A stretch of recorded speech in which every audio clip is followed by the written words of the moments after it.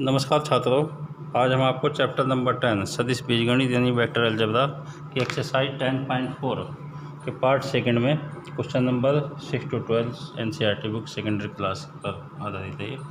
इसके बारे में हम आपको बताएंगे। Question number 6 to 12 10.4 exercise NCERT book secondary class. इसमें देखिए क्वेश्चन नंबर 6 दिया हुआ है कि a dot B is equal to 0 और a cross B is equal to vector 0। तो सदिश वेक्टर ए और वेक्टर बी के बारे में आप क्या निष्कर्ष निकाल सकते हैं, ये हमें निकालना है। इसमें देखिए, अगर हमें आज इसका आंसर निकालना हो तो a dot B is equal to 0, इसमें a अगर 0 हो तो, या b वेक्टर 0 हो तो, या ये कंडीशन तब होती हैं जब a वेक्टर 0 हो या b वेक्टर 0 हो या a vector perpendicular to b vector हो। इन तीन कंडीशन हो सकती हैं इसमें। यदि वेक्टर a इक्वल टू 0 हो या वेक्टर b इक्वल टू 0 हो या a परपेंडिकुलर टू b हो a डॉट b में। उसके बाद यदि a क्रॉस b लें, a क्रॉस b वेक्टर में यदि 0 के बराबर है तब vector a is equal to 0 होगा या vector b is equal to 0 होगा या a vector parallel to b vector होगा। तो इसमें देखिए हमारे पास यहाँ पर परपेंडिकुलर है, यहाँ पर पैरेलल है, तो ये दोनों एक साथ नहीं हो सकते हैं। इसलिए vector a perpendicular to vector b और vector a parallel to vector b एक साथ नहीं हो सकते।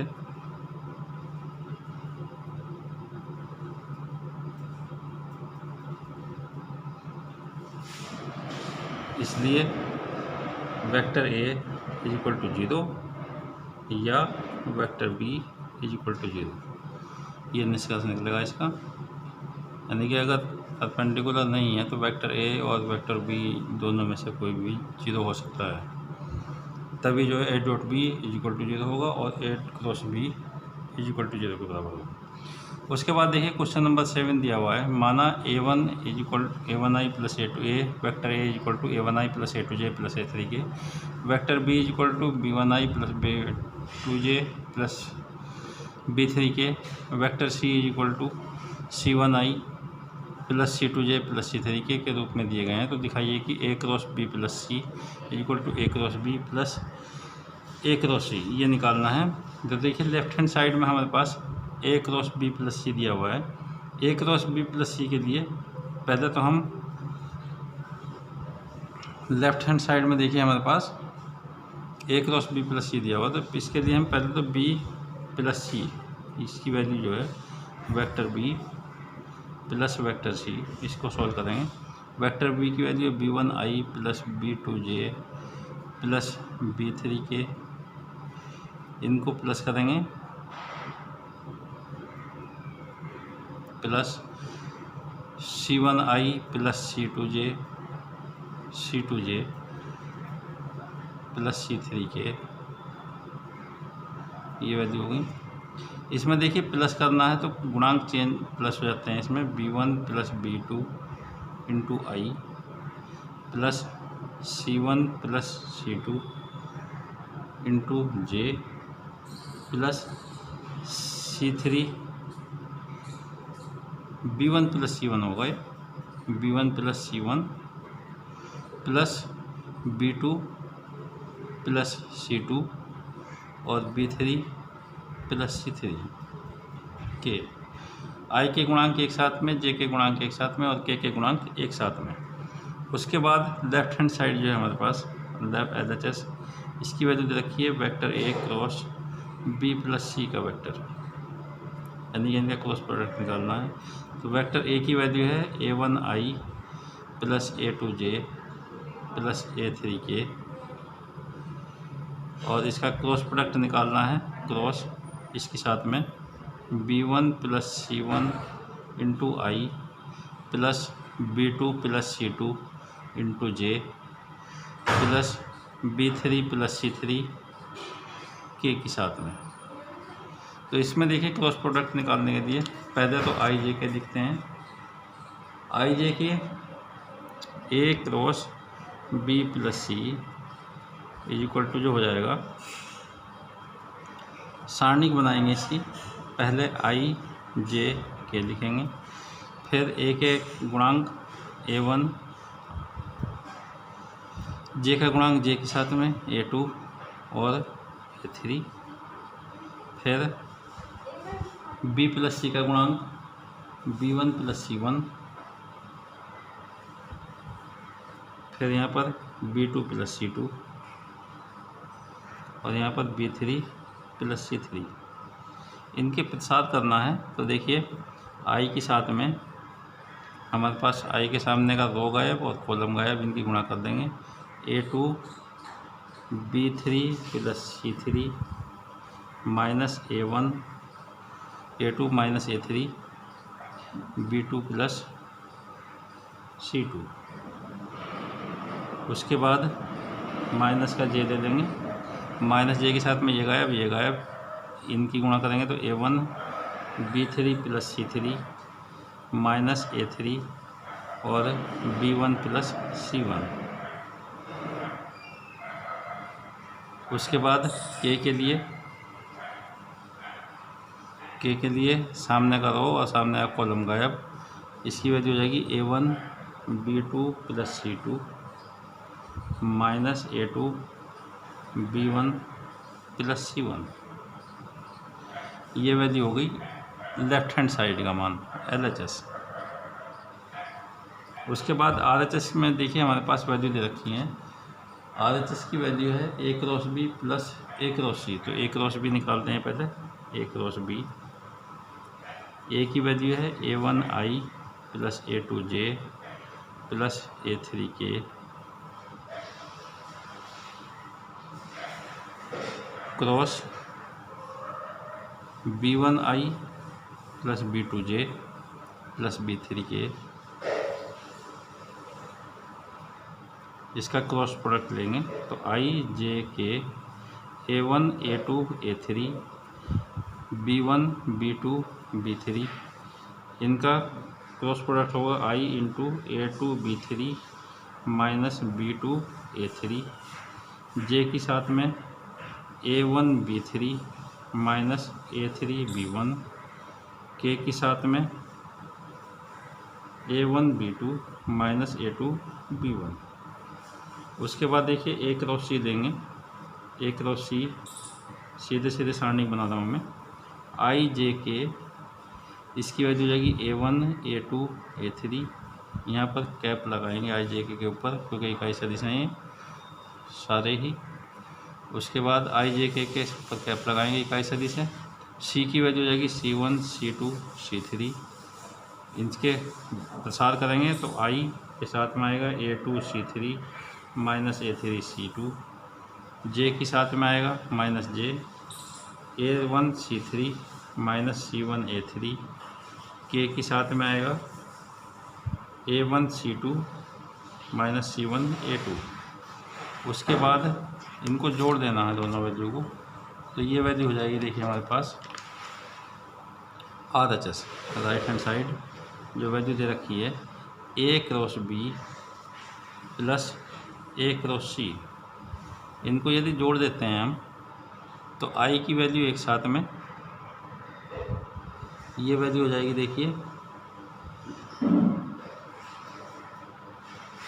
I की वैल्यू एक साथ में जोड़ देंगे A2 B3 minus B2 A3 plus A2 C3 minus A3 C2, ये वैल्यू होगी। उसके बाद J के साथ में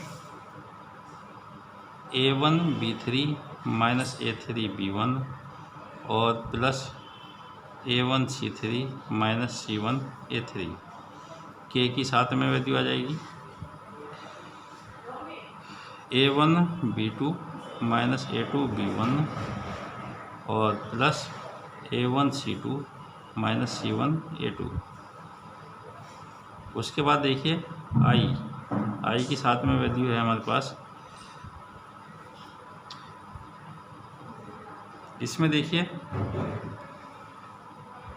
A2 की वैल्यू, A2 यहाँ भी है और A2 यहाँ भी है, तो A2 अगर कॉमन निकाल लें तो A2 B3 plus C3 minus A3, इसमें A3 common B2 plus C2।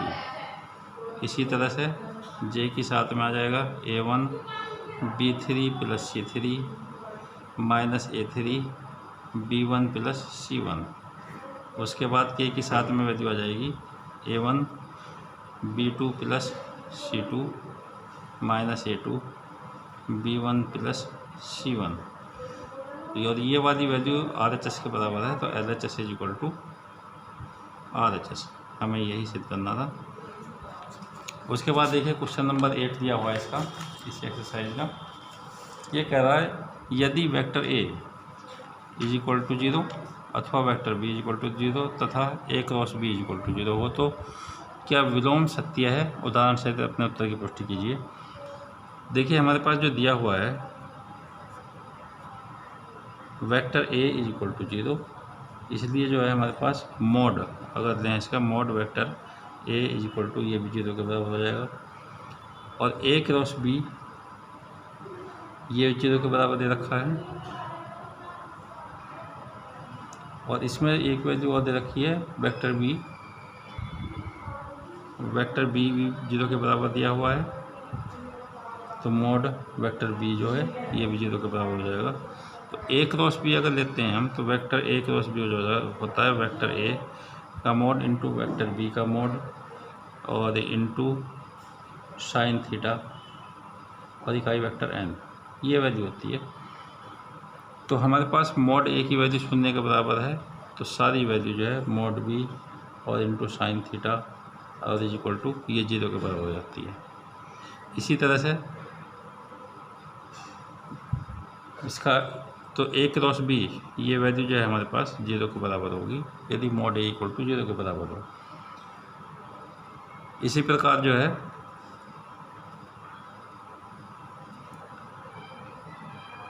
A cross B के लिए A क्रॉस B अगर मोड A और मोड B और इंटू साइन थीटा अगर 0 के बराबर रख दें इंटू इकाई वेक्टर n, मोड B की वैल्यू 0 के बराबर रख दें तो मोड A और into 0 into sine theta into इकाई वेक्टर n, तो ये भी 0 के बराबर हो जाएगी। तो A क्रॉस B ये भी 0 के बराबर होगा।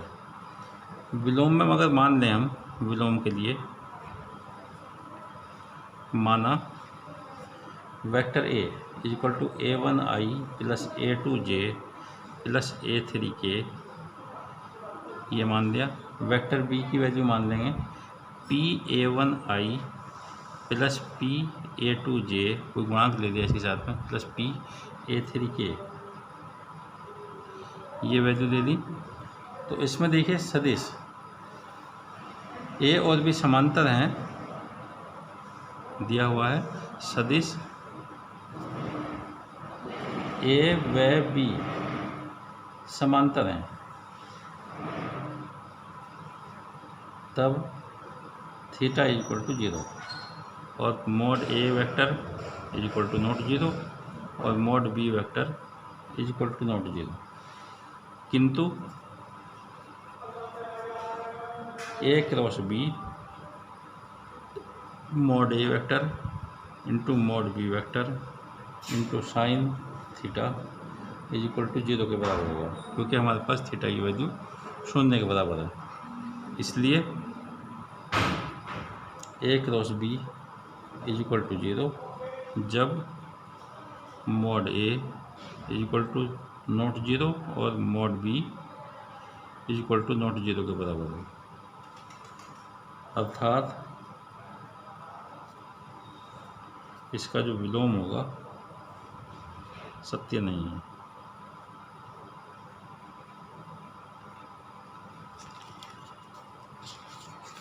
उसके बाद देखिए क्वेश्चन नंबर 9 दिया हुआ है इसमें, एक त्रिभुज का क्षेत्रफल ज्ञात कीजिए जिसके शीर्ष ये ABC दिए हुए हैं। त्रिभुज का क्षेत्रफल निकालना है, तो मान लेंगे आंसर में माना OA सदिश equal to i plus J plus 2k। स्थिति सदिश होते हैं ये, ओ बी किसी भी बिंदु के ओ के सापेक्ष 2i plus 3j plus 5k plus और ओ सी की वैल्यू हो जाएगी i plus 5j plus 5k। उसके बाद ए बी की वैल्यू निकाल देंगे। Vector A B is equal to O B minus O A. O B की वैल्यू है हमारे पास 2i plus 3j plus 5k minus O A की value i plus J plus 2k। तो इसकी वैल्यू हो जाएगी हमारे पास i plus 2j plus 3k। 2i में से एक i कम हो जाएगा, i बचेगा। 3i में से j कम हो जाएगा, 2j बचेगा। 5k में से 2k कम हो जाएगा, 3k बचेगा। तो ये वैल्यू जो है हमारे पास वेक्टर ए बी का मान होगा। इसी तरह से ए सी वैल्यू वेक्टर ए सी ले लें तो वेक्टर ए सी की वैल्यू होगी ओ सी माइनस ओ ए। ओ सी की वैल्यू है i plus 5j plus 5k और माइनस ओ ए की वैल्यू है i plus J plus 2k। उसके बाद इसका मान अगर घटाएं हम तो 0i plus 4j plus 3k ये वैल्यू होंगी वेक्टर ए सी। और A B cross A C vector दें तो पहले तो आई जे के लिख लेंगे, फिर ए बी के आई जे के गुणांक 1 2 3, फिर वेक्टर ए सी के आई जे के गुणांक 0 4 और 3। इनकी वैल्यू निकाल देंगे तो आई के गुणांक के साथ में वैल्यू ये सारणी सॉल्व करेंगे इसका तो 6 माइनस 12 माइनस जे के साथ में 3 माइनस 0 प्लस के की साथ में 4 माइनस 0। तो ये वैल्यू हो जाएगी हमारे पास minus 6i minus 3j plus 4k। इसका मोड निकाल दें, mod A B cross A C is equal to जो हो जाएगा अंडर रूट -6 का स्क्वायर प्लस -3 का स्क्वायर प्लस 4 का स्क्वायर। और सरल करेंगे इसका तो 36 plus 9 plus 16 is equal to under root 61। तो त्रिभुज ए बी सी का क्षेत्रफल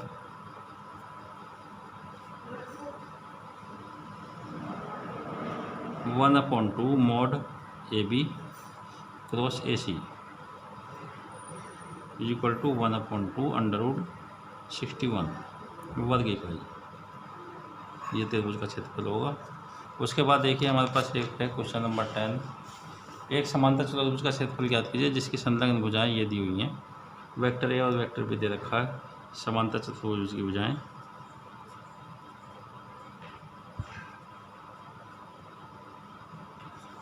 vector A is equal to दे रखा है i minus J plus 3k। Vector B is equal to दे रखा है 2i माइनस 7j और प्लस k। इससे ए क्रॉस बी निकाल देंगे पहले तो, सारणी बनाएंगे इनकी i j k। ए के गुणांक 1 माइनस 1 3, बी के गुणांक 2 माइनस 7 प्लस 1। इसको सॉल्व प्रसार कर देंगे इसका तो आई के साथ में आएगी वैल्यू -1 प्लस 21, जे के साथ में 1 माइनस 6, के के साथ में -7 प्लस 21। तो इसकी वैल्यू बचेगी 20i माइनस 5 प्लस के 5j और माइनस 5k। इसका मापांक देंगे तो ये वैल्यू हो जाएगी हमारे पास mod A cross B is equal to under root 20 का स्क्वायर प्लस 5 का स्क्वायर प्लस -5 का स्क्वायर। तो 400 ये हो गया प्लस 25 ये प्लस 25 ये, तो अंडर रूट 450 यानी कि 15√2 वर्ग इकाई इसका क्षेत्रफल हो गया चतुर्भुज का क्षेत्रफल।